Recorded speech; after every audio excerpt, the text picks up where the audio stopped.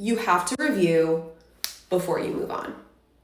You have to review before you move on. Hi, my name is Ariana. I'm a bar coach. And a lot of my students come to me and they're like, I didn't get a chance to review these multiple choice, but I moved on to the next set of lectures. And I'm like, whoa, whoa, whoa, whoa, whoa, whoa, whoa.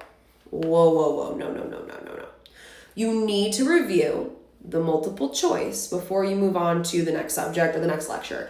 You need to review the essay before you move on to the next thing, right? I would rather you get a day behind because you took the time to learn from the stuff you did than just doing it and just being like, whatever, it doesn't matter, right? There is you learn so much from review of the essays and the multiple choice for the bar exam. And that I think is a huge mistake people make, right? They do the multiple choice. They're like, well, I did 2,000 multiple choice. I'm like, did you go through all 2,000 of those multiple choice and understand why you got every single one wrong that you got wrong?